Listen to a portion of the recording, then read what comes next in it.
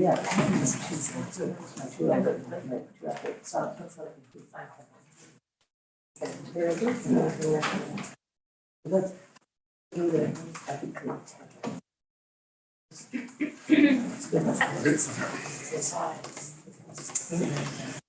Good evening, everyone. I will call this meeting to order at 6:21 p.m. To start, we will acknowledge with gratitude that we live and work on the traditional unceded territory, the Squamish Nation. These people have been stewards of the lands and waters surrounding the Quellaveam, Bowen Island. Particularly important tonight as I think we have a number of issues on the agenda that deal with land use and our privileged place as a municipality and as a group to be able to dispose of and discern and decide on issues of our own land when other people have not. Welcome to the Bowen Island Municipality meeting for March 27th, 2023. I'm Andrew Leonard, the Mayor of Bowen Island Municipality and the chair of this meeting. I'd like to introduce the other elected members of Bowen Island's Council here tonight, starting on my right with the lone Sue Ellen Fast. And then moving to my left, my far left, we have Councillor John Saunders. To his right, Councillor Tim Wake. To his right, Councillor Alison Morse. Joining us online right now is Councillor Alex Jurgensen and Councillor Judith Getty. We are also joined this evening by members of our professional staff, including our Chief Administrative Officer, Liam Edwards, and our Corporate Officer, Sophie Insignia, as well as other members of our staff will be making presentations here this evening. This meeting is being recorded, so when members of the public speak during the public comment and the question and answer portion of the meeting, your presence and voice will be included in the permanent record. It will be available at bowenislandmunicipality.ca, as well as our YouTube channel, which is being streamed live to the world right now. So maybe you'll make it into internet fame. This council meeting is an official forum for the conducting of business of local government. We all love our home. We are all passionate about what happens here. I'd encourage everyone to maintain a constructive and respectful tone during public comments and questions and answer portions of the meeting, and to direct any of those comments and questions to myself. The agenda and full agenda package for this evening's meeting, if you're joining us here in the room or online, is available at bowenislandmunicipality.ca. And all that said, I will seek, well, first I'll look, are there any late items for the agenda this evening? Yes, there is an on-table package of late items. Item 5.1A is an additional submission from Julie Vick received this afternoon for her delegation this evening. Item 7.2, there's a revision to the recommendation that's removing the first paragraph. Item 8.1A, there were 5 additional letters received in support of the development variance permit application for 1666 Tunstall Boulevard. 12.2A, there were additional 3 letters received from the public regarding the proposed regional park at Cape Roger Curtis. And item 12.20, a letter from Catherine Robertson regarding Destination BC. Thank you. So I will look for a recommendation that council approve the agenda and late items for the March 27th, 2023 regular council meeting. So moved by Councillor Saunders, seconded by Councillor Fast. Any discussion on the adoption of the agenda? Seeing none, I'll call the question. All in favor, raise your hand, say aye. Aye. Aye. Any opposed? The agenda is adopted unanimously. Moving on to public comments. I will ask the corporate officer, how many comments do we have this evening? We have 11 signed up. 11, so we'll do 90 seconds each.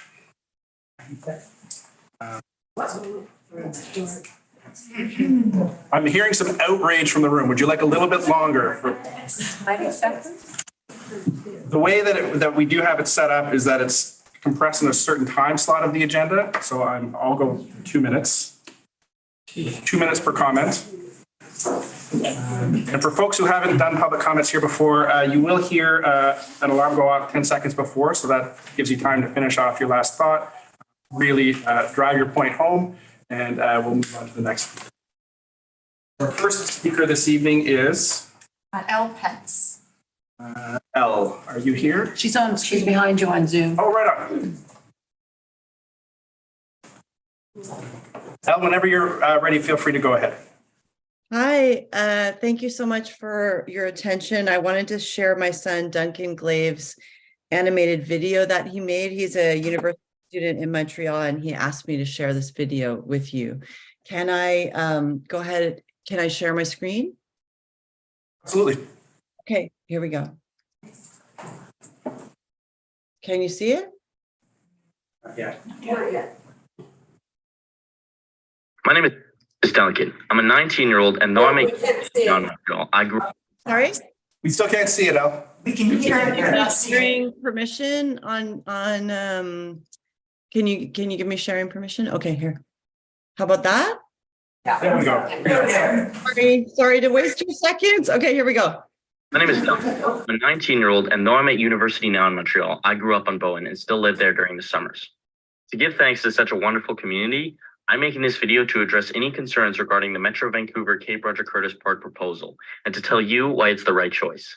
The reason Bowen has always been so special compared to the mainland for me is the nature. The ability to just explore the beauty of our island through trails like Mount Gardner and Killarney Lake and the New Cross Island Walking Trail. It is essential to keep Bowen wild and separate from West Vancouver. One of my favorite spots to go on Bowen during my 18 years living there has always been the Cape. The lighthouse with the little beach and the walking paths around it, which are gorgeous and hold a special place in my heart. So what concerns could possibly outweigh making this place a permanently protected park? What could possibly be the reasoning in replacing our precious community healthy sprawl? The first is ferry traffic. Everyone knows the feeling of being overloaded on the ferry, and it feels like recently it has been insufferably bad. This past summer, it would be hours late and sometimes just never arrive. The addition of the park will bring more tourists, making the ferry worse, some say. The fact is, Metro Vancouver will be investing $40 million into this project, and they want the park to be accessible.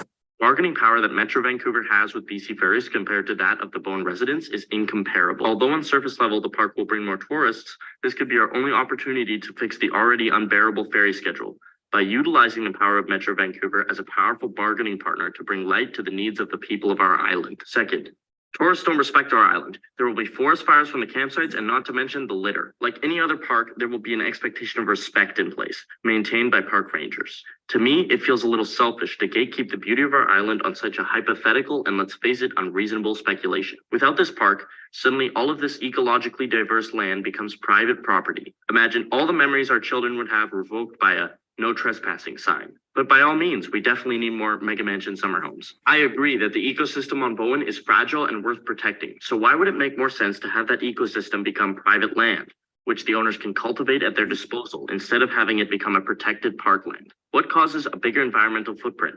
A series of regulated and monitored campsites approved by ecologists to have the least detrimental effect on the ecosystem, or a chain of mega mansions. The zoning of each 10-acre private lot allows for the construction of up to 20 buildings. What about that sprawl?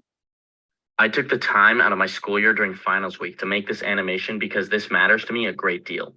Because I care about our island and I want its beauty to be preserved for others forever. I appreciate your attention, and for our children, let's keep Bowen beautiful. Thank you, Al. Thank you so much for listening. Our next speaker is Bill Granger.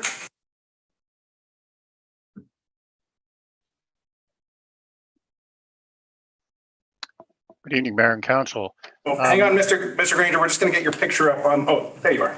You are online and ready to go. Thank you. Good evening, Mayor and Council. Lots of comments about Cape Roger Curtis, and I wanted to focus only on one issue because I attended the open house. I responded to the questionnaire like many, many other people. That will all come out. The issue that caught my attention with the latest release of the in-camera meetings was the release of Bowen Parkland into Metro Parkland hands. And we worked so hard to get that parkland through the initial subdivision process, and we didn't get very much of it. So we have really 3 beach heads that are very important: low bank, waterfront, Bowen Island Municipal Parkland, which is there. I looked in the Bowen Island Parks Plan, which was adopted in 2018. 2018, and is to run through to 2028. And it characterizes and categorizes 5 different kinds of parks. None of those are metro parks. They're all important to the local population on Bowen. They're important as local parks, they're important as waterfront access, they're important as ecological and nature parks, which are 4 other classifications that were identified in the Bowen Island Parks Plan. Metro sold us 53 hectares of land at one point for $2+ million. And now they want to take our parkland back, presumably for nothing. I don't think that's a fair deal. We still are paying most of that $2 million. 17 years later, we barely paid any of the principal. And it's a burden on the taxpayers. We all know our debt is going up immeasurably this year. A couple of other numbers. The park plan identified that Bowen Island owns 53 hectares of developed parkland, 13 hectares of undeveloped parkland. Metro in Crippen alone, even without the land that they sold us, have 221 hectares of parkland. The surplus lands that we purchased were 16 hectares taken out of that. And if they add 97 hectares, they have a huge amount of parkland already in Metro ownership, control. Basically, their program is not a local program. It's a very regional program. I think we all understand that. So what I'm asking you is to take, you as mayor and council have complete ownership and control of the Bowen Island parkland. And I'm asking you not to let that go. Thank you very much. Thank you, Mr. Granger, for coming here tonight. We have David Hockey. Mr. Hawking?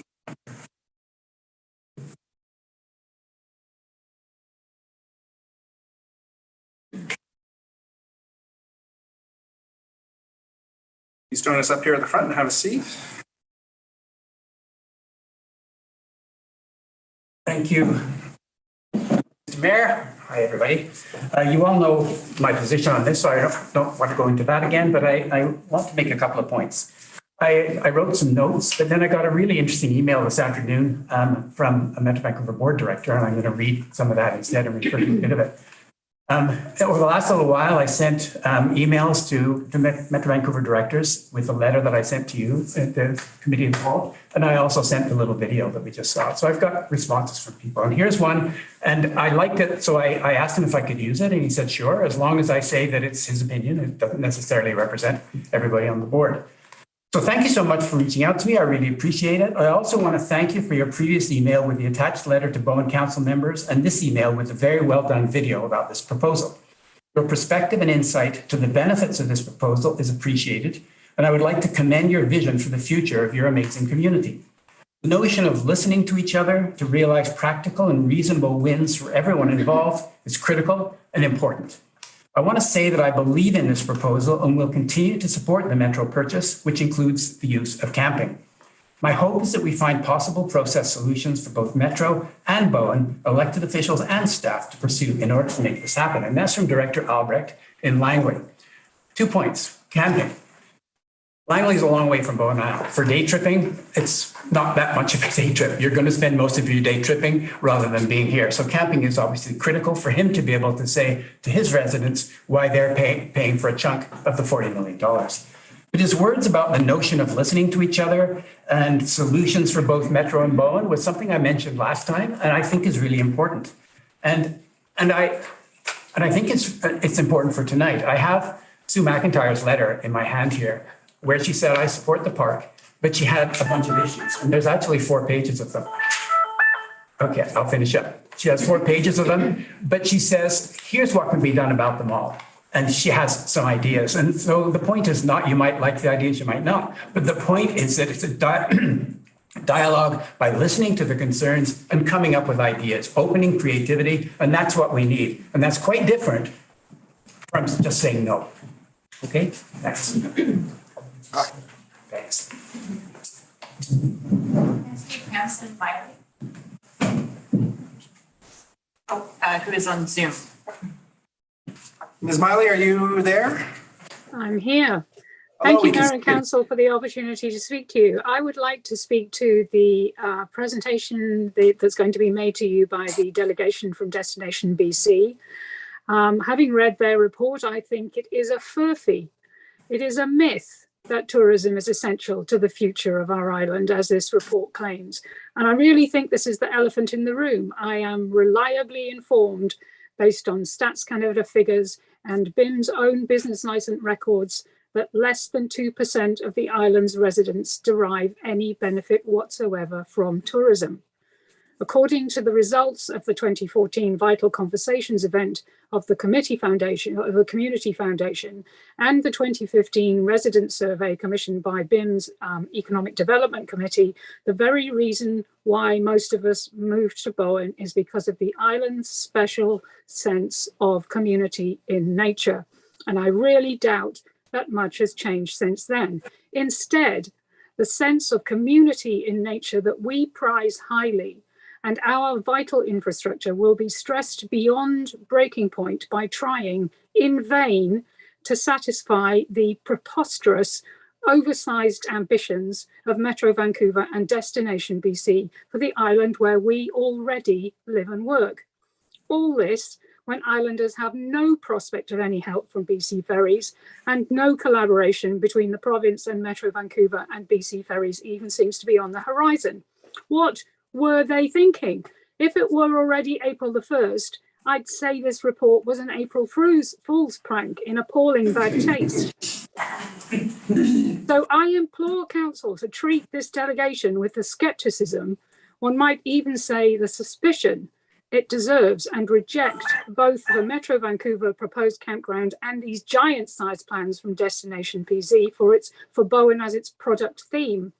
These plans may be one step for Metro Vancouver and Destination BC, but they are far removed from the vision that I believe most of us have for the future of Bowen. They're so far removed from that they constitute one gigantic and involuntary step for Bowen Islanders. Lastly, I think their lack of consideration for us, their comments on the goodwill of our community volunteers, who they imply they can use and abuse, coupled with their crappy process, and the speed with which they want to force our hand is objectionable and intolerable. Thank you. Thank you, Ms. Miley. Next, we have Heather Hodson. Ms. Hudson?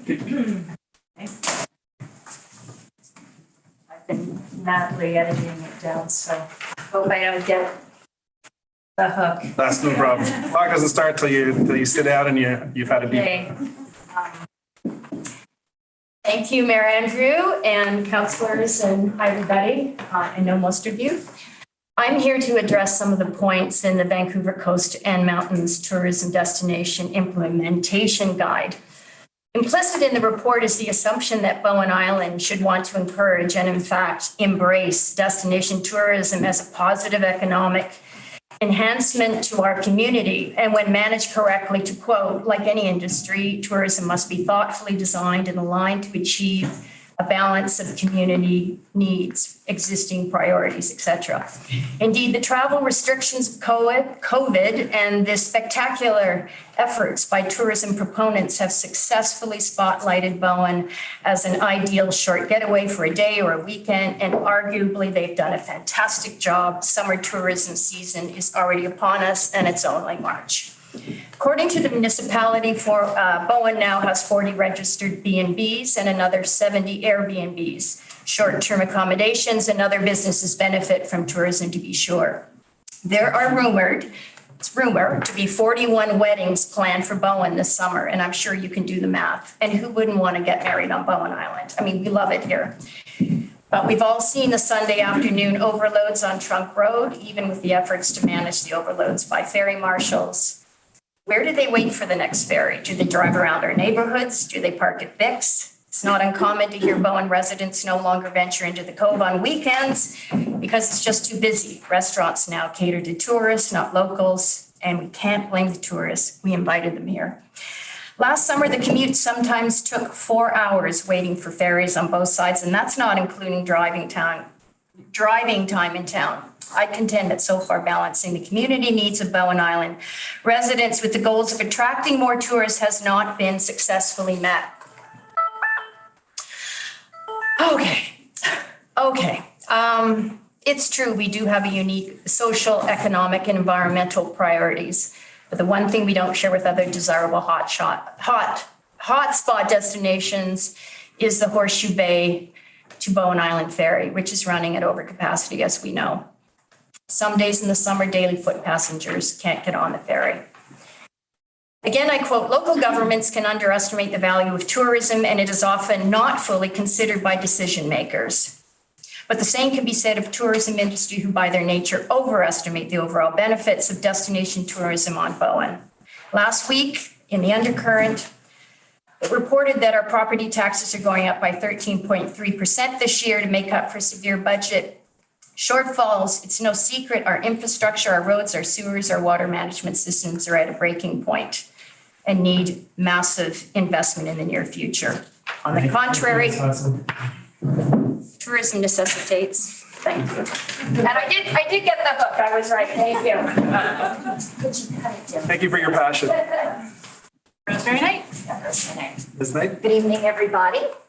There are two somewhat related items on the agenda tonight, a petition involving the park proposed by Metro and a report suggesting that we on Bowen implement a plan for tourism. I have the same response to both. Bowen Island is an island within the Islands Trust. We have a mandate to preserve and protect. Bowen Island is also designated within the regional growth strategy for Metro as non-urban, designated as conservation and intended to, quoting from Metro's plan, protect significant ecological and recreation assets. And we are designated as rural. No, it's impossible. No.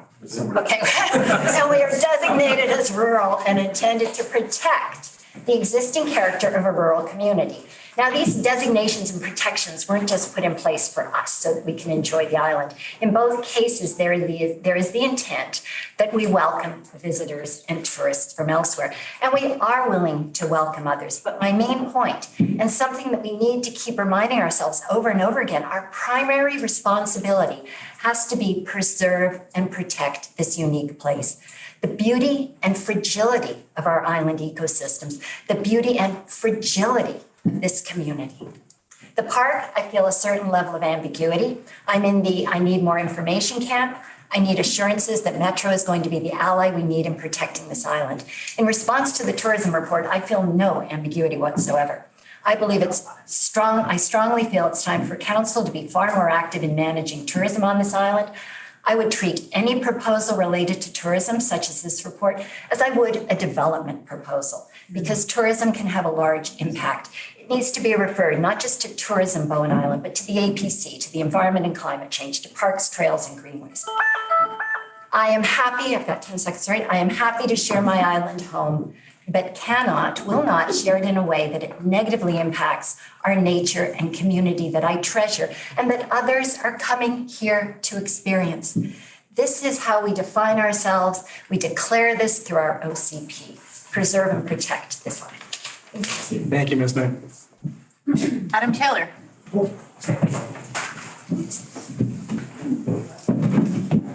Mr. Taylor, come on up, have a seat. Hello, thank you. I'm going to try to be brief, and I will definitely get you some of this in writing because it's a little bit scattered, but I would like to talk about the tourism thing like everyone else. Perhaps the park if I have time, but basically, for those that don't know me, my name's Adam Taylor. Not playing the time card, but my family moved here in 1890. So I'm giving some historical viewpoints of how things change over time without us seeing it. So first, in regards to all the tourism conversations, I just want to make one very clear statement that Bowen Island has not always relied on tourism, and that the sense of community that people know and love and tend to move here for derived during the non-tourism dominated era of the late 60s through 2000 or thereabouts. Talk to any of the councillors who've been around, 10, 20, 30 years. If you haven't, sense of community has nothing to do with tourism. Tourism may help the occasional restaurant or a short-term rental owner, but that does not benefit the community. It benefits the individuals. Wanted to throw an example of what I feel is community and also to show that sometimes newcomers have great ideas. Family story. 1970, my mother and a few friends realized that there was a need for a preschool, a community or a parent participation preschool. So they started one in our basement. There were 7 kids. They got funding. They became a society. They hired a teacher for year 2 and secured the Collins Hall. That society has been shepherded by generations of our community to become the Bowen Children's Center, which supports 200 families, or 200 children, sorry, from multiple families. Or is it 200? Anyway, sorry. Point being, over 50 years, they would never visualize that would happen, but that is a community benefit that carried on. Tourism, in my point, is we have a carrying capacity on the island, whether it's the ferry, whether it's water, whether it's sewer. We're at capacity on many of these issues, and over time, especially when you look at the 50-year time period, we're going to be well past them. Adding more short-term rentals to our neighborhoods are just like having inns. There's not an approval process that is adequate. There's impacts that are being felt by neighbors, and sometimes people don't want to complain because, oh, well, my neighbor needs the short-term rental to pay mortgage, or it's the only way they can keep their family cottage. That argument's gone out the window now because people are buying places and turning them into short-term rentals, and they're not even present. That is impacting our community, and it's impacting our long-term rental stock. So I will put more of this in writing. I'm just asking for a hard stop on tourism promotion and a hard look at the short-term rental policy, because you've essentially opened the entire island up to tourism or to short-term rentals, which impacts local housing and impacts. That's time, Mr. Taylor. Okay.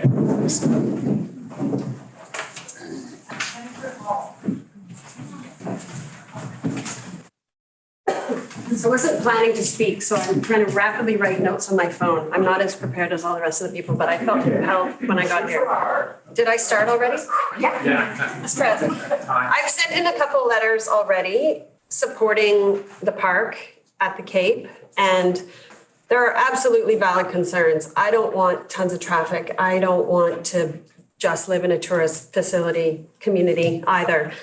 But I think that there's this incredible opportunity to preserve that land as park, to get to the preserving and protecting that Rosemary is talking about. It's not going to happen if it becomes private land and if the land can just be developed how people want to. So I was thinking about the fact that there have been so many fights in the years I've lived here, not as long as Adam's family, but 20 years. The famous turf war, the field at the school, the golf course, even Crippen Park. And there was a way forward for all of those things. We pushed through that, and now those are amenities that we all use and love, and that's part of the island. So I just would urge council to push through this time of discomfort, absolutely acknowledging people's concerns. There are valid concerns, and there are many people who are passionate about this, but I hope we can push through that and try to reach for that bigger vision, because that'll be remembered, and a park will result. Thank you. Thank you, Ms. Hall. I didn't even get to that. Good to be unprepared. Louise Loic, who I believe was going to be on Zoom, but I did see her here before, but she's not in the list now. So maybe we'll just go on to Sue McIntyre. Mine was also a last minute chat, so I'm gonna try to read from my phone. No problem. Have a seat. So I've already submitted a letter in support of the park, and I'm here to speak on a different issue this evening. And I've also submitted a letter on this issue early today. It has to do with the I'm in the No Camp petition, and I wanted to highlight a few things that I've come across that call to question the accuracy and reliability of that data, and I'd like to ask you to take that into consideration. So first and foremost, the petition, in my opinion, misrepresents the number of campsites, not actually in my opinion, but factually, stating that Metro Vancouver Regional Parks have submitted a request for a variance to our bylaws, which would allow for no less than 100 campsites at the proposed park at Cape Roger Curtis. The actual wording in the application reads up to 100 campsites, not no less than, which is a significant difference when it comes to wording. And I believe this misrepresentation introduces a significant negative bias to the petition. Furthermore, the process used to verify that the individuals signing the petition are in fact registered to vote on Bowen Island is unclear to me. Further, this information has not yet been validated by a third party. There's no way currently to know that all the names on the petition were in fact signed by the person named. For example, at one point, Mayor Andrew Leonard's name was falsely appeared on the signatory list, and I understand has since been removed. So this incident to me is evidence that proper processes are not in place to validate the petition data. Further, the data includes votes cast by individuals whose comments suggest they were clearly adding their vote sarcastically or ironically and not actually negatively or as a no vote. I've included a note in my letter, and given the time constraint, I wrote read that note, but it's very, very clearly an ironic statement. The design of the petition also uses the Bowen Island Municipality style and brand, which is within the copyright restrictions, but can incorrectly imply a level of municipal support for the petition.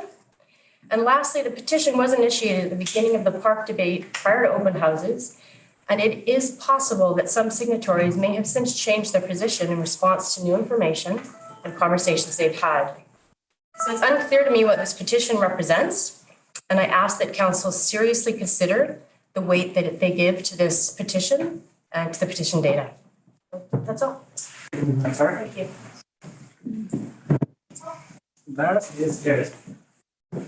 Well, thank you everyone for coming and sharing your opinion. There's something, I don't know if you noticed it, but there's something like almost electric in the air when we get the community here, and there's passionate opinions, and people are energetic, and they come up and they speak constructively. I just wanted to name that and just really appreciate everyone who took the time out of their busy days on a day like this to come and sit in the municipal hall and give us your thoughts.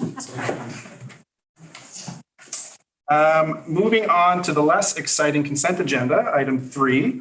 Are there councillors who wish to pull any items out of the consent agenda? Councillor Fast?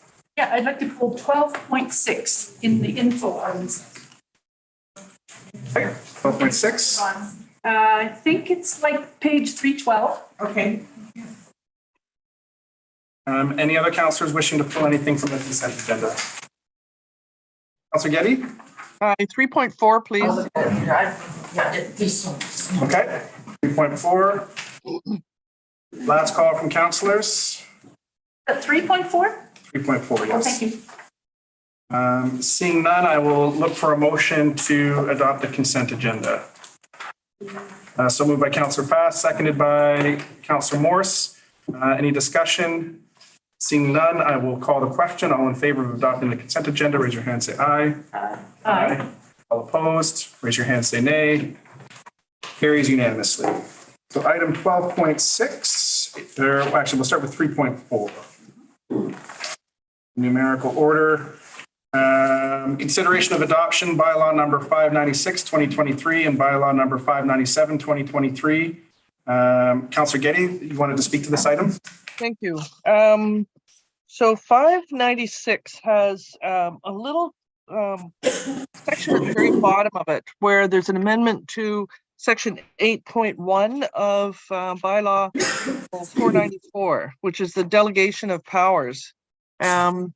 And as a result of the answer that I got to the question in the last meeting about the storage containers at West Side or West Road, I started getting into trying to figure out all the delegation powers.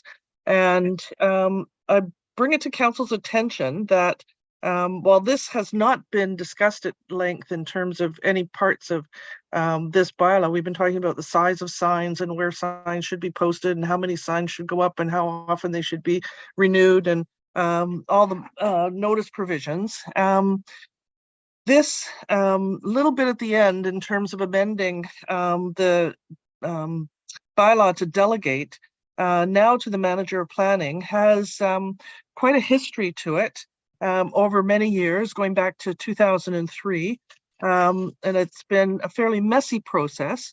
But what we come up with is that the process for permits that's allowed to delegate is for development permits, development various permits, and temporary use permits.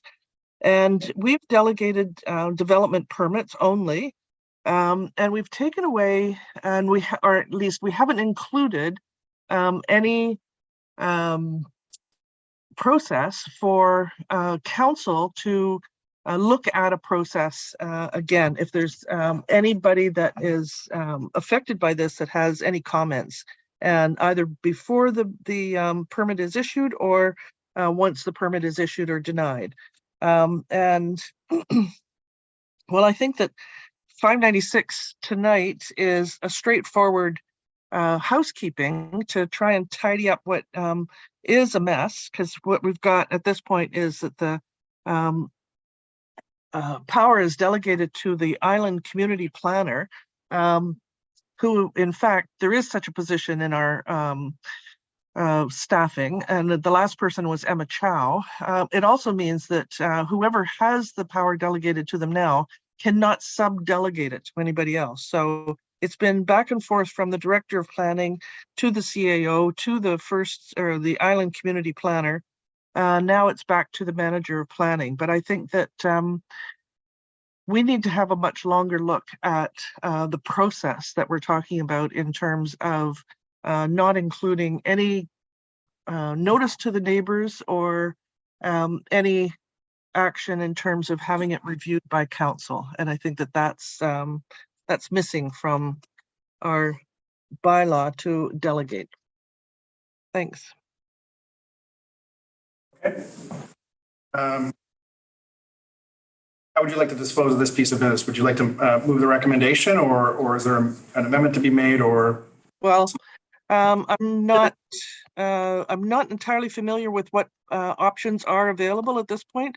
I would put it back into the consent agenda. I think this is, as it's stated, is merely tidying up a bit of a mess in terms of getting it out of Island Community Planner to the manager of planning. And next steps in terms of getting it so that we've got more community input is, I think, a different process. So then I will look to Councillor Morse. sorry. I'll move the recommendation. Okay. Whatever it is here, I can't find it now. That council reconsider and finally adopt bylaw number 596, 2023, cited as Bowen Island Municipality Development Procedure bylaw number 494, 2019, amendment bylaw number 596, 2023, and that council reconsider and finally adopt bylaw number 597, 2023, cited as Bowen Island Municipality Board of Variance bylaw number 274, 2010, amendment bylaw number 597, 2023. Second by Councillor Fast. Any discussion on this item? I'll just one very brief history. Yes.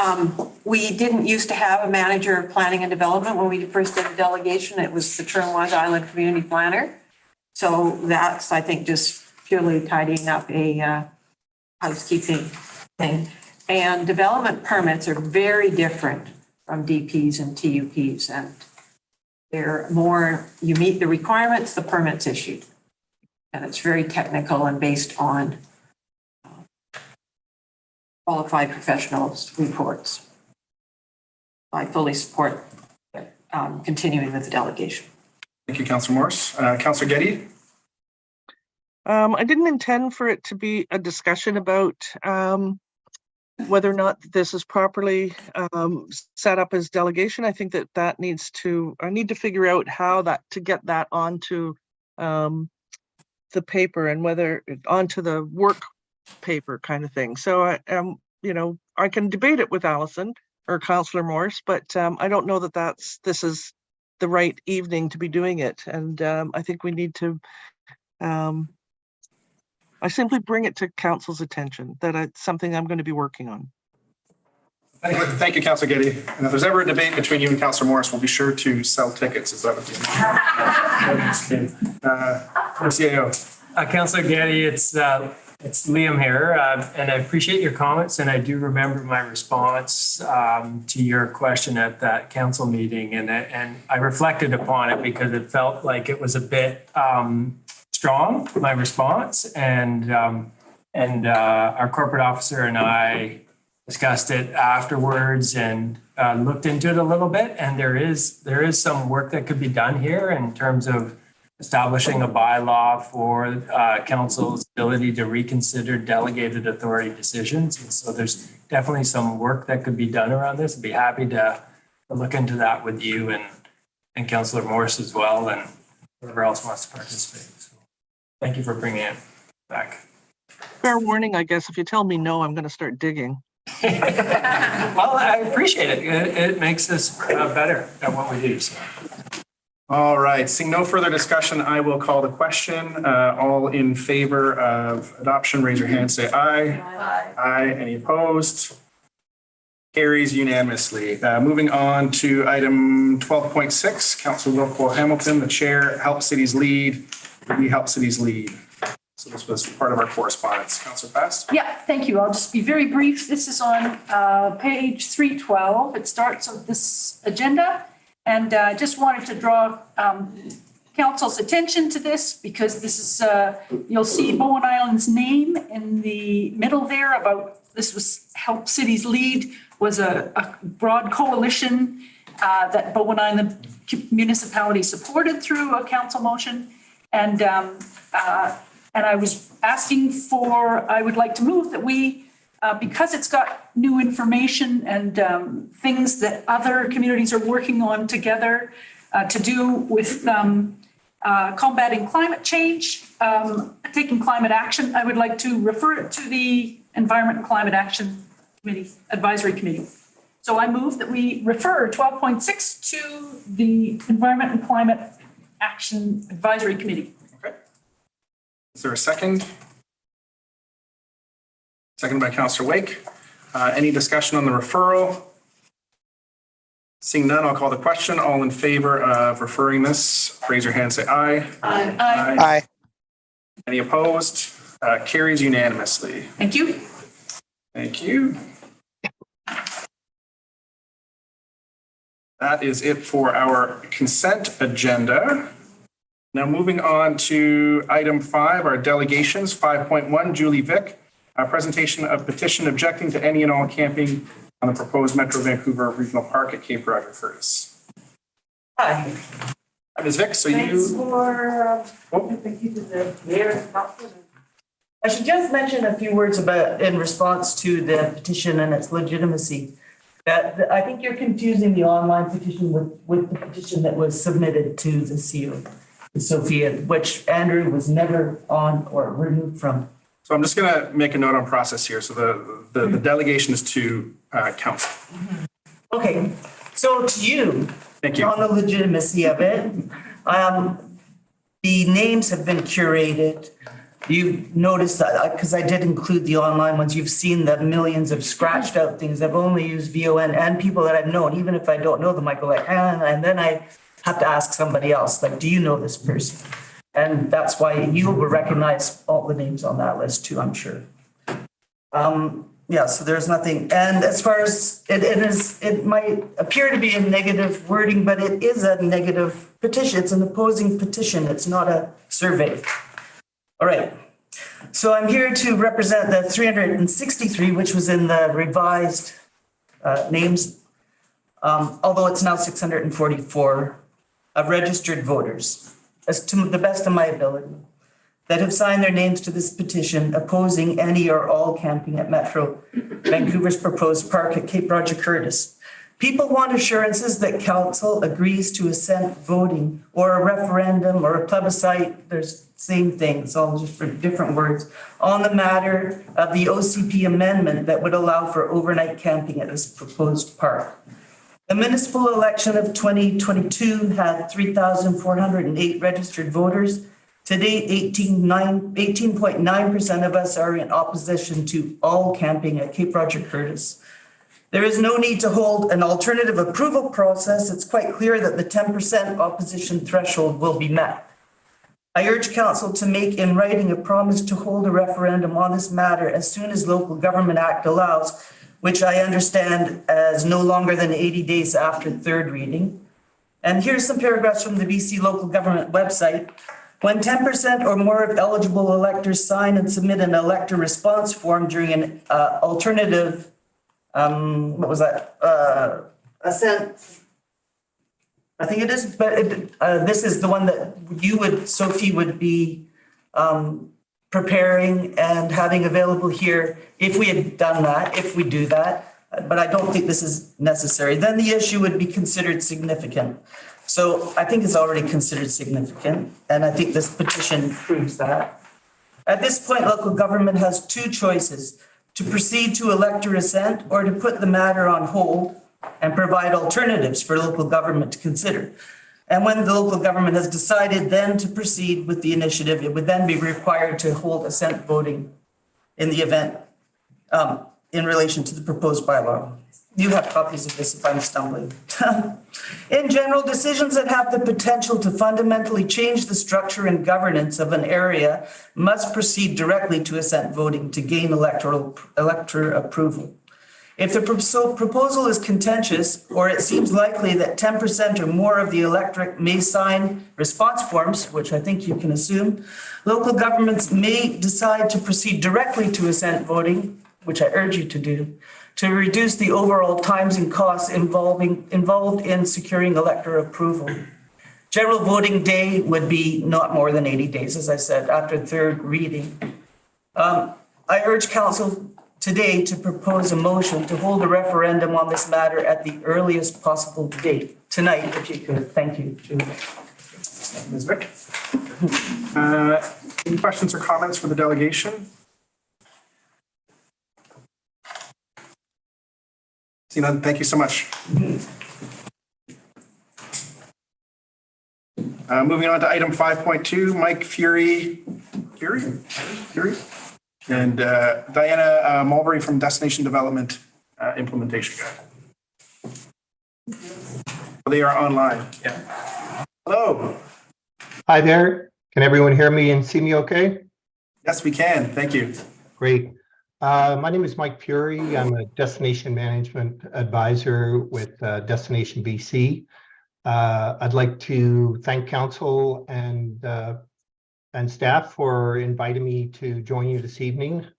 Sounds like you got a pretty busy agenda, so if it pleases Mayor and Council, I'll put up a presentation and just jump right into it.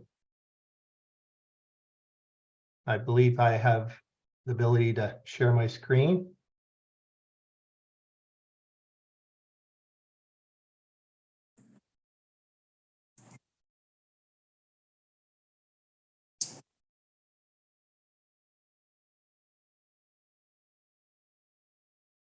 Yes, we've got your screen up. We see your, yep. That all works good, Mayor? All works. Okay, great. Thank you so much. So this evening, sorry, jumped ahead one there.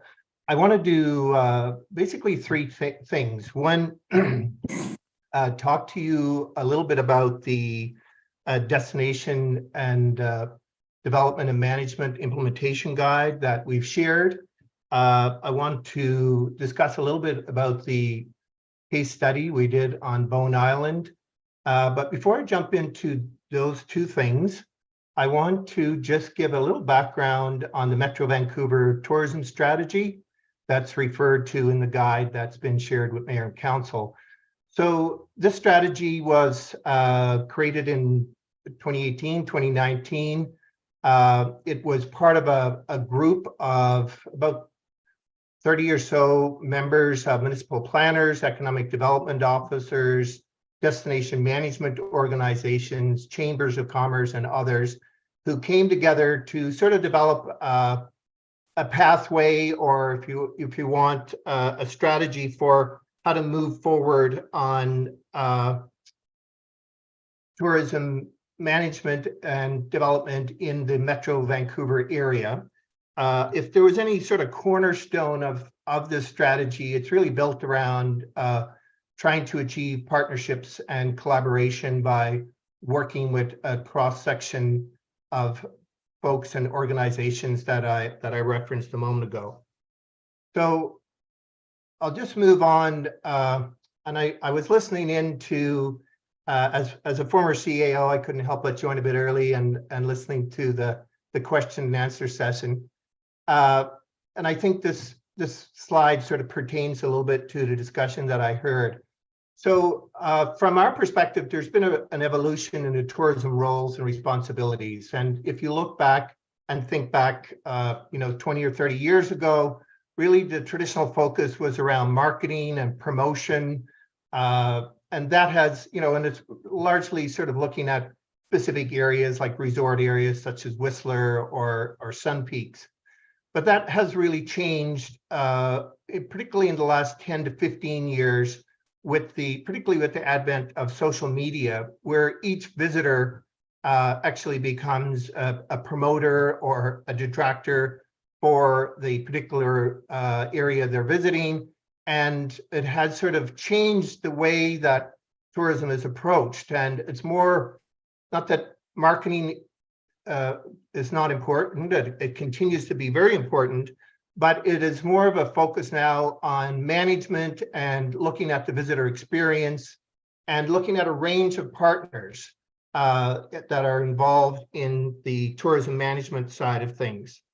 So if I look at, and one of the things we want to talk about, and one of the things this guide focuses on, is really the intersection of tourism and local government, municipal and regional district policies, programs, and services. So if you think about the management of public spaces rather, and parks and trails, which have been talked about tonight, a lot of those services that are provided by the municipality, it's hard to pull them apart in terms of what's servicing a resident, what's servicing a visitor. And a lot of the community plans and policy and operations impact tourism outcomes. And they can be outcomes whether you want to increase or decrease in tourism or just to manage it overall. So I just wanted to note that, and then sort of move on, as you hopefully have noted if you had a chance to look at the guide, sort of focuses on, there are many partners in tourism management and other aspects, but this particular guide focuses on local government. And what I mean local government is municipalities and regional districts. And as I mentioned, looks at that overlap between delivery of services and really just sort of focuses on the role that municipalities have in finding that balance that I heard folks talk about earlier in terms of community interests. Municipalities are responsible for a lot of key tourism assets, such as parks and trails, and even infrastructure like parking lots. And certainly their plans and policies and their operation impact tourism outcomes. So from my background, I thought it important to sort of look at that and try and come up with what we see as a user-friendly manual to help realize sort of shared outcomes of the community towards tourism management. So in terms of looking at the overlap or intersection, what we did is we identified areas where destination development or management, depending on the priority of the community, could be more or better integrated into the municipal services. And then another important part of it, a lot of times when tourism entities or other government agencies outside of your municipality want to look at something, they on the island or in any community, they sometimes want to create a new organization or a new committee or subcommittee, something like that. From my experience, again, I find that municipalities have a lot of community engagement forums that they use, a lot of mechanisms, and I think it can expedite engagement and find out where the community stands on issues by trying to use those existing forums rather than create new ones. And another part of the guide that we looked at is just trying to, through a series of sort of indicators, assess where tourism or where community might find itself on what we call the tourism continuum. So if you think about it, we've worked with the city of Surrey, which is probably what I would consider on the sort of far left of the tourism continuum, where they're just starting to explore their interests and looking at opportunities, where you might have a community like Sun Peaks, which is really tourism based almost in its entirety and would be very much on the sort of the right-hand side of any sort of continuum. And in looking at that, we thought it best, rather than just talk about what are the overlaps or intersections, to use some case studies to sort of demonstrate where that actually happens in real life. And as you're probably aware, we looked at obviously Bowen Island, but we also looked at the North Vancouver shipyards, and the city of Surrey itself. So if I were to sort of step back just for illustrative purposes and look at, functions that a municipality is involved in, and this is not just, I haven't picked out Bowen here in particular, but I think many of these apply to Bowen, that, as I mentioned, your parks and your recreation teams, your economic development, how your bylaw officers, who are really the front line, deal with visitation. Transportation is certainly a major issue in Bowen for all the obvious reasons. And then whether you, how that all sort of aligns with your community planning and your vision, reconciliation. There's certainly a lot of First Nations interest across the province in tourism, and that can often be a bridge towards a reconciliation between Indigenous and non-Indigenous communities, and things like arts and culture. And I heard a few folks talk about housing and how you deal with those sorts of things, all of which in my mind have a sort of underlying tourism component to them. So if I'm sort of moving on to, where to talk about Bowen in particular a little bit, from the research that I've done, Bowen has done a lot of great planning, and it might consider, as it moves forward, moving from the planning into more of an implementation stage. And those considerations might involve, and I just named a few things here, rather than addressing impediments to the growth of tourism, they might consider looking at how they might improve the tourism management, that's in place there now.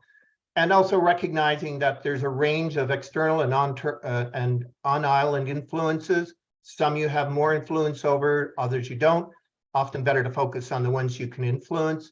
And then, of course, there are your key documents such as your OCP, which can influence tourism and how it proceeds and how the community sees in terms of its community vision over time. So, and I also believe, and I know that Tourism Bowen Island is developing a strategic tourism plan, and I think that offers a great opportunity for furthering partnership and looking at, as I understand it, evidence in their work they're doing, evidence-based strategies to move forward. So overall, just in terms of our case study and some of the thinking that we arrived at, and just deriving a lot of that from what we read, is that there's certainly an interest in trying to find a balance between tourism and the ecological integrity of the island, its culture and its residents' lifestyles, a focus on management to enhance and protect the resident quality of lifestyle and keep tourism in balance, and focus on dispersion. It's a really good tourism management technique to sort of try to move people off those key congestion-filled weekends to other parts of the season or other times of the year. And then, of course, as I said at the beginning, looking at collaboration as a way to any sort of success in endeavors like tourism or pretty much a lot of things that communities work on together. So that's what I wanted to share this evening, Mayor. And again, thank you for the opportunity. And if there's any questions or comments, I'd certainly love to hear your feedback. If there are any questions or comments from council or councillors? Oh, I see Councillor Fast gearing up. Oh, no. Okay. I'm curious, Mr. Fury, one of the challenges that we deal with being on the outskirts of Metro Vancouver and constrained by area and shoreline and not a huge tax base is that we're in a place right now where I feel as if many residents would say that tourism is extracting significant impacts on this island. It's influencing the livability, particularly in our Snow Cove area. It's impacting the experience that residents have, making it, to some degree, at some points of the year, less attractive to be on this island. more difficult to reach the mainland, get to medical appointments or access the amenities that we know here. I'm curious whether you've seen that phenomenon in other communities that Destination BC has worked with, or what a small community is to do when they're struggling to keep up with the pressures of both, a region like Vancouver right beside us, and then the cat being out of the bag with tourism and what that brings to us. Yeah, thank you, Mayor. Just two areas sort of come to mind when I read the Fraser Valley Regional District Regional Growth Strategy recently. Well, not in its entirety, but parts of it. And I was struck by one of the comments earlier on is that they find themselves challenged with being a lot of communities out there within driving distance of 2 million people, and what outlines sort of the problems that arise with that. But then the next sentence was, but we're also within driving distance of 2 million people, and look at all the benefits that could be derived from that. So I think they were, sort of trying to deal with somewhat similar challenges when people wanted to get out of the city and are, driving up the Fraser Valley, trying to figure out how they find that balance and how they deal with that attraction. And the other part, I guess, from my own personal experience, I was the chief administrative officer in Whistler for 9 years, and I live here in the community. And Whistler is a community of about, I think the population is around 12,000 now, but on a busy weekend, the population might go up to 30,000 people.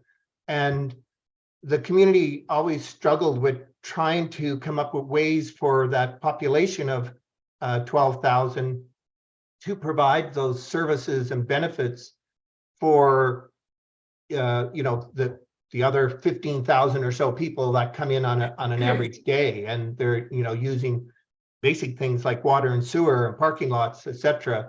So it's been an ongoing challenge in terms of how they've looked at it. One of the interest areas you might look at, and they've worked on that since I've left the municipality, is that idea of a balanced growth model. And that's looking at the impacts of visitation, from 2 and 3 levels down. So not just in terms of how it might impact a parking lot, but how it might impact, a structure in terms of if there's more people required to, manage some accommodation facility, then that creates more demands on the local community in terms of people wanting, services like a hardware store and things like that. So, I think I really go back to what I mentioned a little earlier, a little while ago, and I heard someone in the question and answer session talk about 20 weddings this summer. All of those weddings, I suspect a lot of the attendees are going to be posting on their Facebook sites and on their other social media platforms. And people are going to come to the island as a result of that. It's a beautiful place. I've been to the island. I can see why you'd want to live there. I grew up on an island myself. And I think it's back to you're in a position where you have to deal with the management of it. I don't want to be controversial, but I don't think the visitation is going away. And I think looking at how you can better manage that visitation and do things like disperse to off-season periods is something worth looking at. Now there's some hands up. Councillor Saunders, then Councillor Fast. Thanks. Appreciate your time here, Mr. Fury, and your efforts. You commented, I'm not even sure this is a question, I think it's more of a statement. You referred to some case studies that had some, what I would say are pretty general recommendations, like engage with transportation to improve it. Our problems are here and now. Like, our transportation problem isn't somewhere out in the future. It's for real. It's right now. It was today for some of the people in the room here. So the reality is getting kind of pretty vague. Here's sort of a strategic plan for you. I don't know. I think if we were going to engage with your organization more, we kind of want to get a feeling that there's more concrete things available to us and more concrete suggestions and plans and assistance and whatever else might be necessary if we were going to get fully engaged. Thank you, Councillor Saunders. Councillor Fast, and our CAO has his hand half up, so he might throw something in. Thank you to our guest for coming and talking to us. And I think tourism is an issue on our island. And I appreciate the links that are here. And my proposal to council is that I heard Mike mention official community plan, and made me think of, rather than only economic and tourism groups, maybe we should refer these two plans out to some of our advisory committees and see what they have to say. Because, and I don't mean this frivolously, I think tourism is a topic area that the municipality hasn't really engaged in very much before. And we have all these wonderful volunteers. So my motion would be that council refer Mike Fury's destination implementation guide presentation and links to the Advisory Planning Commission, the Transportation Advisory Commission, and that's enough, I guess, or any others that council might think of if council agrees that it would be good to start a conversation among our advisory committees around the tourism issue. Okay. See if there's a seconder for that.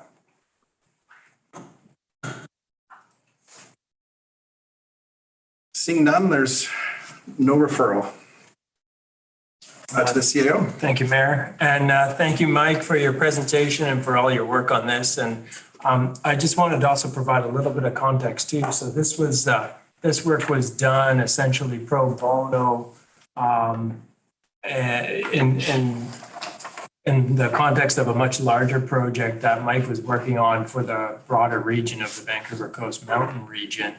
And they wanted to look at a small, medium, and large community. And there were quite a number of people, including the province themselves, that were recommending to look at Bowen Island.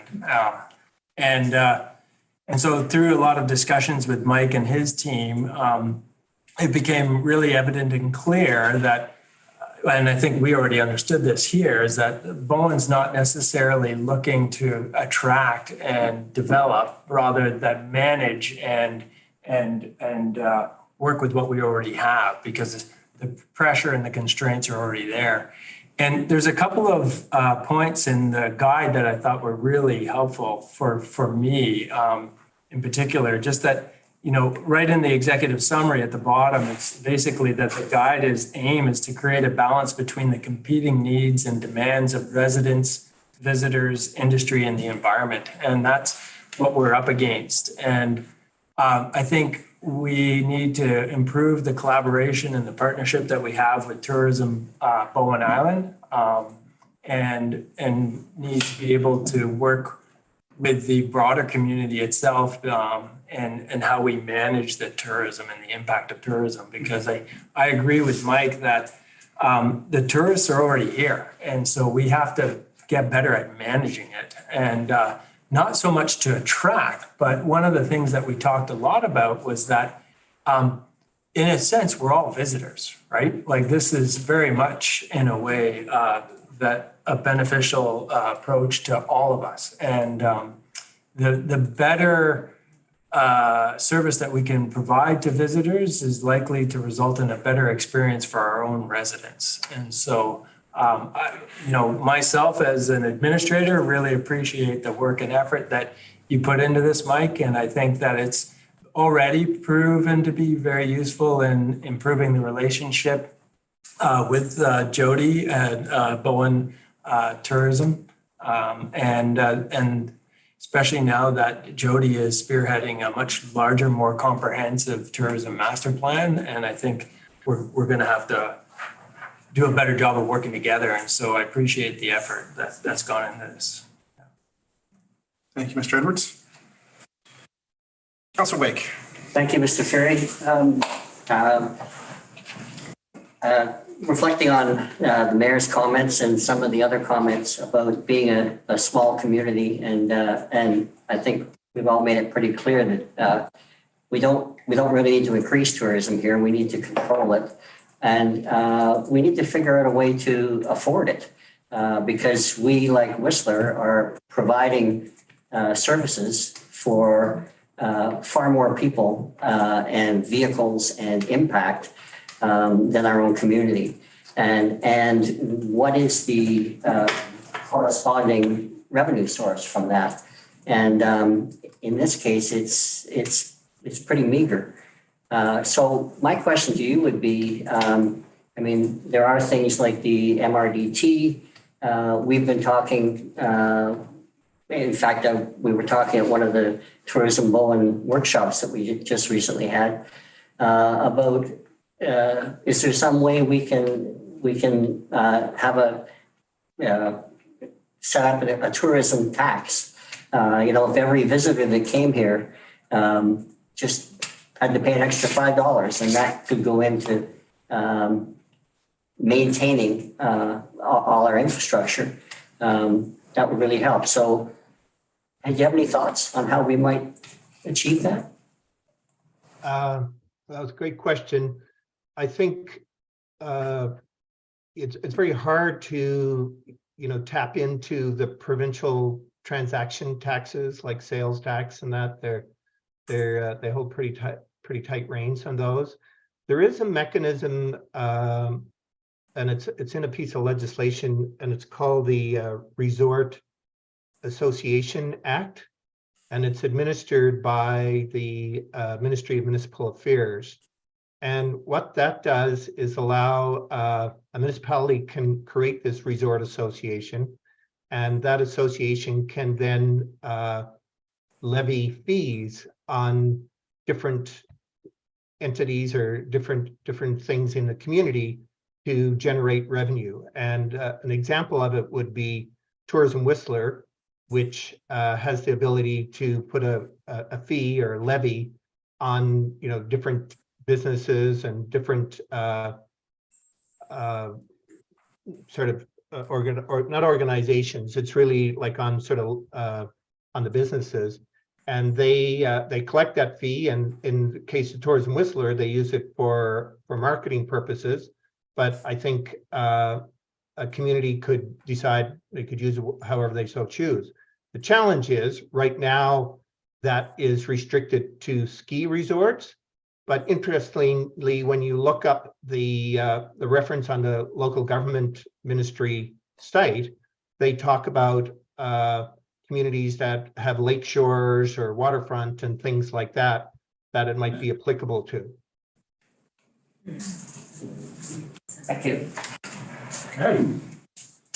Thank you. Seeing no further questions, we're going to move on. Thank you so much for being here today, Mr. Fury. Okay, thank you again for the opportunity. Bye now. Now we're seeing what everybody in the room is really interested in. Enjoy your meeting.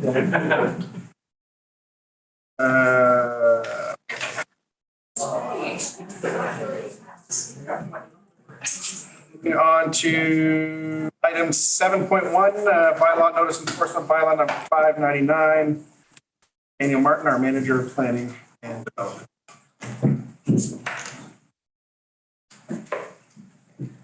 Thank you, Mayor Leonard. Item 7.1 is the bylaw notice enforcement amendment bylaw number 599 for consideration of second and third reading. So this bylaw would add fining mechanisms for the site alteration bylaw and increase fines for the business license bylaw and the building bylaw. There's no changes since the first reading. Any questions or comments for the manager? Just that I'm happy to see this again. I think we obviously need to have, now that we've got a site alteration bylaw, we need to have an enforcement aspect to it, or that part of the tool. And I like that it added in a couple of additions to the building bylaw and the business licensing about operating or non-complying and those kinds of things. And it just seemed to me to be a good update, and I'd be happy to move the motion when, okay? Yep. I move that council reads bylaw number 599, 2022, cited as Bowen Island Municipality Bylaw, Notice Enforcement Bylaw number 196, 2008, Amendment Bylaw number 599, 2023, a second and third time. I'll second that. Seconded by Councillor Morse. Any discussion? Any discussion? Seeing none, I'll call the question. All in favor, raise your hand, say aye. Aye. Any opposed? Carries unanimously. Moving on to item 7.2. Bylaws for an updated intermunicipal ride-hailing business license bylaws, number 600 and 601, 2023. Mr. Martin. Thank you, Mayor Leonard. So these two bylaws come out of a project done in 2020 after the legalization of ride-hailing companies, so such as Uber or Lyft. A number of, or the majority of Metro Vancouver municipalities entered into an intermunicipal business licensing scheme so that companies could get one business license and operate throughout the region. And then there was revenue sharing throughout the region based on pickups and drop-offs. So since that time now, 3 additional municipalities want to be added to the licensing, the intermunicipal business license. And so every municipality is required to adopt updated bylaws for the agreement and the bylaw scheme as well. So it's here for first and second reading, and then we'll advertise for third reading, which is required before a bylaw to regulate business is required to have an advertising period. Okay. Any questions? Councillor Morse? No, I was just going to point out that recommendation number 1 was not really relevant right now because that was way back in 2020 when we approved the whole concept of the whole thing. Okay. And Sophie's removed that from the motion. So unless there's any questions, I will move that bylaw number 601, 2023, cited as intermunicipal TNS business license agreement bylaw number 601, 2023 be read a first and second time. That bylaw number 600, 2023 cited as intermunicipal TNS business license bylaw number 600, 2020 be read a first and second time, and that council direct staff to advertise council's intention to adopt bylaws regulating business and invite comment on the proposed bylaws. So moved by Councillor Morse, seconded by Councillor Fast. Any discussion on this item? Councillor Fast? More a question for the planner. I would be interested to know, has there been any ride-hailing businesses using or serving Bowen? So we get the stats annually as part of their massive scheme to do their revenue sharing. So last year, I believe there were 5 pickups and 6 drop-offs or vice versa. And so our revenue sharing scheme was like 60 cents. And then I'm not sure, I didn't look too closely into it because I wasn't clear if they were in fact like Horseshoe Bay pickup and drop-offs that got like misassigned to us. But so yeah, every year it's a process of them to get us our money. And every year, I want to say like it's taking, this is more staff time involved than the, 60 something cents are worth. Can we put it into the budget?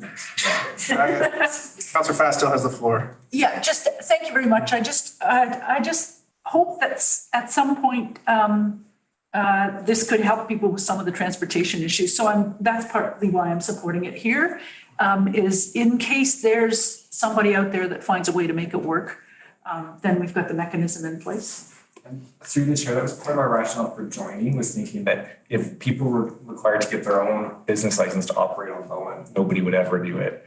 But the potential is there if somebody is working for one of these companies in town and feels like, okay, on the weekend, actually, I live on Bowen and I'll, make it available, that was sort of a spin-off benefit that might happen. See you. A procedural piece, and maybe corporate officer has it recorded differently, but in the recommendation, it says bylaw number 600, 2020, and should have been 2023. Well, I read Says as- 2023 in both of them. Oh, you did? Yeah. Okay. Oh, you read 2020 in the one. Did I read the 2020? Oh, sorry. You hesitated. That's where I hesitated. Something wasn't right, yeah. Oh, I see, and the one that starts number 3? Yeah, yeah, So I just want to make sure for the. yeah, thank you. So any objection to an amendment that says 2023? That's a typo. Seeing none, that carries by unanimous consent. Councilor Wake.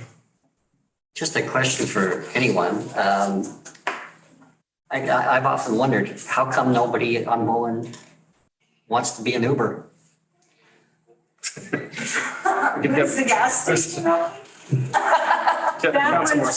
was the part of the rationale and everybody wanting to support the Uber, and a lot of discussion around the TransLink table at the time was it's the last mile piece of transportation. And we didn't want them just running around in the city of Vancouver, which is what they're doing. So, but it was hoped that they would be, out in Coquitlam taking people from the SkyTrain station to home, and here, we sort of thought there would be people that were living here and had a car and wanted to do something, and that they would do it. So, Has anybody heard of anybody even thinking about it? Or even the weekend idea? I don't know. It just it would really help. There was a lift on here at one point. yeah, there is when this was done, it's to be reviewed at a certain point, and I think through the province, because I don't think what's happening is quite what everybody was hoping would happen. So the Passenger Board is going to review it. Councilor Jurgensen? Oh, sorry. From what I've discussed with people who have kind of looked into it here on Bowen, it seems to really be that the cost that these services are paying out versus what is expected of the driver, it doesn't actually make enough money for them to really break even, let alone make a profit. Okay. And that's not just within Bowen Island, but that's also within the North Shore. And unless it's really densely populated like Vancouver and other parts of Metro Vancouver, it really doesn't seem to make much economical sense. Any other questions on the motion before I call it? Seeing none, I will call the question. All in favor, raise your hand, say aye. Aye. Any opposed? None opposed, it carries unanimously. Moving on to item 8, staff reports. 8.1, consideration of development variance permit at 1666 Tunstall Boulevard. And Mr. Martin is here standing in for Leonard. Thank you, Mayor Leonard. So this item is consideration of a development variance permit for the Tunstall Bay Community Association. This was introduced at the February 27th meeting. So it's been advertised and here for consideration. It's that variance to reduce the setback in the sea for a rebuild and expansion of the swimming pool and associated deck at the clubhouse.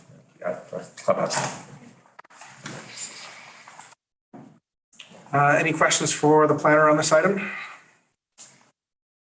One clarification. Yes. It's the existing pool is just being made bigger, right? And there's some decking added. I mean, they're not really moving the location of the pool or anything like that. Correct. Yeah. Right, in terms of, the existing pool is being expanded. Thank you. A bit wider, a bit longer. Yeah, but it's the same footprint made bigger. Yep. Not way over there, or, Yep. not really going to change what you're seeing. Councilor Getty?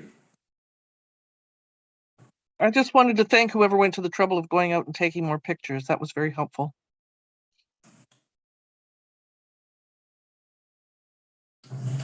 Okay, I will look to council for a disposition on this. I'll move that council issue development variance permit DVP 2022-0376 for the variance of section 316 for 1666 Tunstall Boulevard, legally described as lot 155, block B, district lot 492, plan 2169, PID 00684161. Seconded by Councilor Fast. Any discussion? Seeing none, I will call the question. All in favor, raise your hand, say aye. Aye. Any Aye. opposed? Carries unanimously. Moving on to item 8.2, our CAO update from Mr. Edwards. Thank you, Mayor. The only update that I have is just a brief update on the community center. I believe earlier today during the committee hall, we got a pretty good update on a lot of the other capital projects underway. So in terms of the community center, we are still making good ground. We're getting closer to having all of the roof structures on, which will enable the site to start being dried out, as well as getting the waterproofing on, and continue to press on the constructor about the schedule and about keeping us apprised of any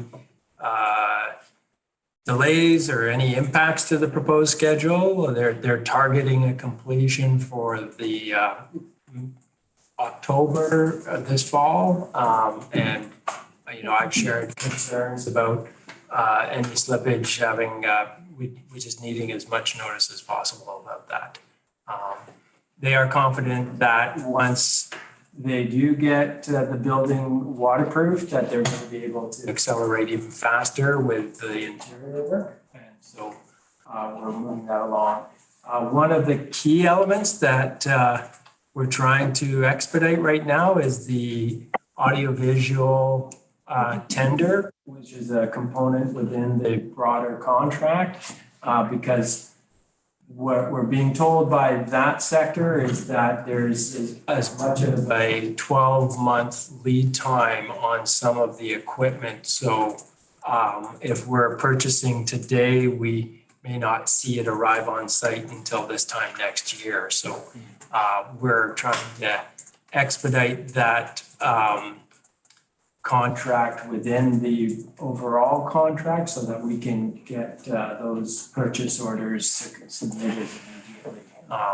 These aren't equipment component pieces that would restrict the ability to use the facility, but it may limit some of the functionality of the facility. So we'll keep everybody informed with what that might shape up to look like. That's it. Okay. Thank you, Mr. Edwards. Moving on to item 9, correspondence 9.1, Calcylum and Sheldon Tatro, Squamish regarding Squamish Days Festival, 100 Years of Unity, dated March 20th. Do you want to speak to this one? Yeah, I can. So Hosalem is the elected chair of the Squamish Council, and Sheldon is the CAO for the Squamish. I had the good fortune to meet Sheldon at the CAO forum in Kelowna earlier this year, which was great. We're going to have a meeting to discuss more specific matters of interest for both communities and start building a better relationship. But after that was sent this invitation to sponsor their Squamish Days, and you know, reading through the invitation to participate and to contribute to their Squamish Days Festival, it's pretty sounds like a pretty engaging event, and but it is also a fairly expensive sponsorship platform, not relative to some other events of this type of nature, but expensive for a small community like ours. And so while council may not feel like we're in a position in this year to provide the minimum sponsorship that they identify at $10,000, I imagine that any contribution would be a welcome contribution in recognition of relationship building and moving that relationship forward. Thank you. Questions, Councillor Fast and then Councillor Saunders. Sure. This is great to have something like this on our agenda. I'd like to advance reconciliation and make connections with our neighbors in whose territory we are. And I just wanted to mention that in a previous council, I think it was the previous one, but it was before COVID, there was, we may have even passed a resolution, I forget, but the idea was to invite Squamish Nation leadership over to Bowen so that we could meet on the land and get acquainted in an informal way. And maybe it would be their leadership, maybe it would be some others or some people who had connections, I don't know. But the idea of setting up some kind of community to community relationship had been made. I don't know if that's appropriate anymore with this newly elected council. This is a new council since that time, and of course we are too. But I just wanted to mention that there had been some thought in the past towards some kind of connecting. But seeing as how they've sent us this invitation, it might be a good gesture of goodwill. They haven't invited us before, and maybe we want to send them a few $1,000s to support their event for their, what is it, the 100 years? Yeah. Thank you. Councilor Saunders? Thank you. I appreciate the CEO's comments about the value of doing something like this, and I think you hit the nail on the head with that. Having said that, really cognizant of the 2.5 hours we spent sweating over $80 million. I realize I'm exaggerating with that. But every dime's counting to us right now. And I think the levels of sponsorship being asked for here, in my mind, might be beyond what we necessarily want to do. That's not to say we couldn't do something, but I'm not sure we necessarily want to go too far with it. Councilor Wake, then Councilor Morse. So I'm in agreement. I don't think we're in a position to do $10,000. But it would be great if we could engage on some level, perhaps with, a few $1,000s, and open the door to some kind of reciprocal event where we could invite them here. I don't know who would organize that or how we would do it, but I just feel we should be making an affirmative effort to connect and at any opportunity that we can. Councilor Getty?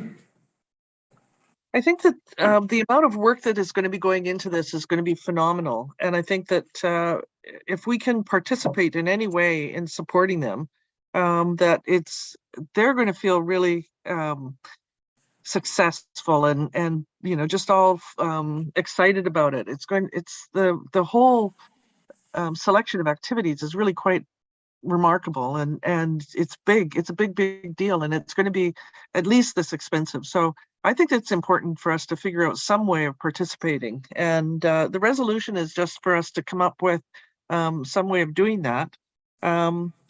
Consider a sponsorship option for the festival. So I think we can fine tune it and figure out what's the most that we can do, but let them know that we definitely support them, and it's fabulous that they're putting all that effort into it, and that we're going to try and do what we can. If we don't get tickets with the front row seats, then so be it, but we want to help them. So maybe I'll look to the CEO. Councilor Morse. Oh, sorry. I'm so sorry, Councilor Morse. Sorry. The minimum sponsorship they're asking for is $10,000, and that's out of our league. I guess there was two thoughts I had was having the CAO discuss, would we get any recognition? Would anybody in the Squamish Nation know we had donated $1,000 if we donated $1,000? There's nothing in here about donor recognition for anybody that's under 10.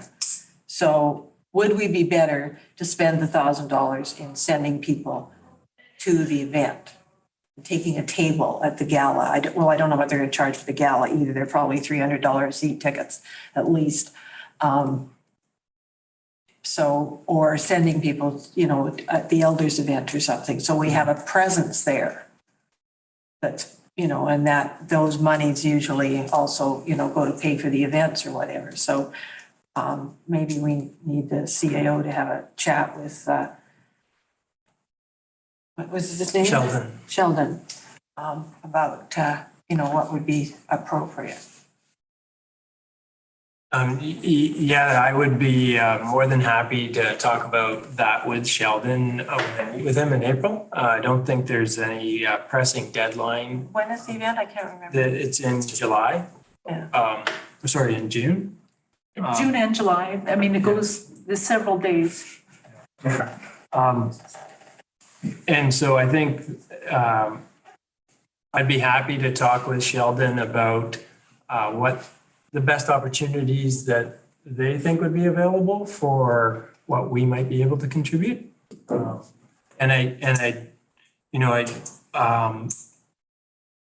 I think that any contribution, regardless of whether we get naming rights, would be welcome, and that it would be known, and it would be a gesture of good faith. And well, I guess those are the sorts of questions that I want answered.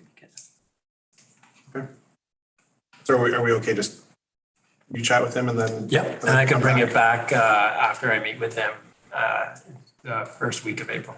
Yeah, so in time for our next April 11th meeting. Yeah. And I mean, it was kind of suggested, but I mean, could council go? Well, they sound like the public events. No, that's what I mean. Like if we planned a trip where a bunch of us or all of us went. Well, one of the things that Sheldon and I will be talking about is how do we build the relationship? Right? And I think one of the things that I would like to be able to do is to invite them to visit and likewise to extend the desire of our council to visit with them. I know the mayor and I have been talking about other opportunities for building a stronger relationship. And so I think that's going to be one of the most important things that Sheldon and I talk about. What are those opportunities and how can we advance that? So for this particular event itself, it is open to the public. Then there are select invitation-only events. I don't know about whether or not we can even purchase tickets to attend the gala and things like that. So, yeah, like the gala seems like it would be a gala. Get your black tie in. Yeah, so I'll report back with more information and opportunities. Great, thank you. Moving on to section 11, new business, 11.1, update to Council on Metro Vancouver business. There have been no Metro Vancouver meetings in the last 2 weeks. 11.2, update to Council on TransLink Mayor's Council. Councillor Morse attended the Mayor's Council last week. Well, you were off having fun in Vancouver. The public meeting was quite interesting. Kevin Quinn presented, and ridership on TransLink has actually bounded back more than it has in all the other, Metro, San Francisco and Toronto and so forth. So that was good. And there was an excellent presentation on some of the pressures that are facing the system. And one of them is the federal immigration targets, because that's increasing ridership because those people ride on the bus. But the other problem is where they're moving to. So they're living in areas which are nowhere near where they're working. And just so the housing market and the location of the housing market. And then the other, the zero emission targets. And we've got, it was an interesting stat. I can't find my notes.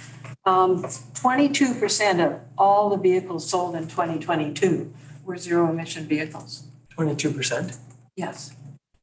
And that, of course, has a downward impact on the fuel tax, which is a revenue source that funds the operation. So you're winning on one side and losing on the other. So that was battery tax.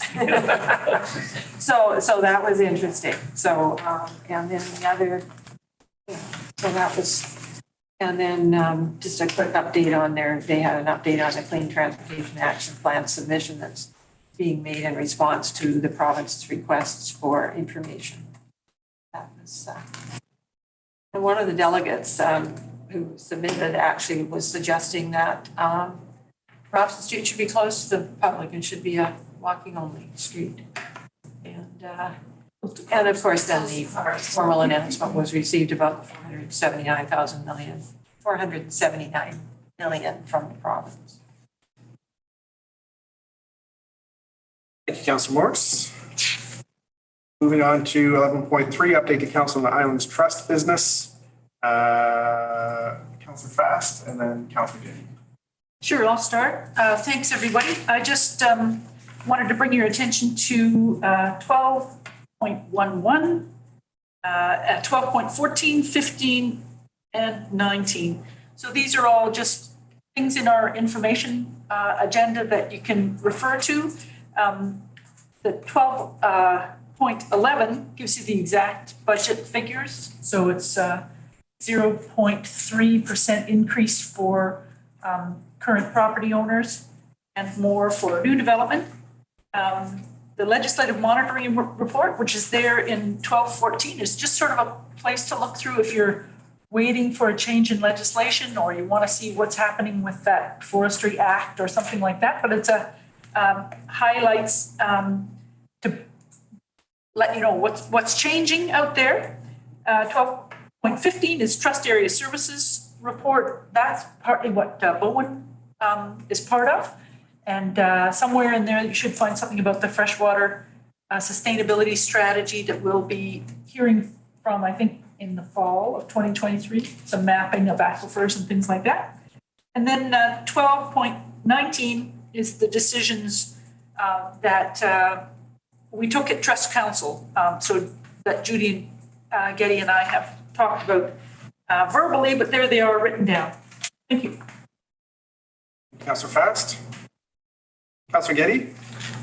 Might be of interest. Tomorrow there's a Zoom meeting with the whole of the Trust Council to ratify a protocol agreement between the First Nations and the local trust committee, and the Trust Council actually is the one that has to ratify it, between the First Nations people on Lasqueti Island and the trustees there. So I was just thinking about that in terms of when you're talking to the Squamish people, Mr. Edwards, that if it gets ratified, it's a very interesting agreement, and it's something that the trust has been working out with 2 or 3 different First Nations groups that might be of interest. So it's just notifying each other and keeping each other informed in terms of all the land use planning items that come up. So I'll get that to you. Thank you. Thank you, Councillor Getty. Any questions about TransLink or the Islands Trust from the rest of the council? Seeing none, I will move the housekeeping recommendation that we're going to be moving to a closed meeting after this. Council moved to a closed meeting immediately following the regular council meeting to discuss items pursuant to section 91 K&L of the Community Charter. K, negotiations and related discussions respecting the proposed provision, municipal service that are at their preliminary stages, and that, in the view of council, could be reasonably be expected to harm the interest of the municipality if they were held in public. And L, discussions with municipal officers and employees respecting municipal objectives, measures, and progress reports for the purposes of preparing an annual report under section 98. For seconded by Councillor Fast. All in favor, raise your hand and say aye. Aye. Aye. Any opposed? Carries unanimously. Information items done. And last is our question period.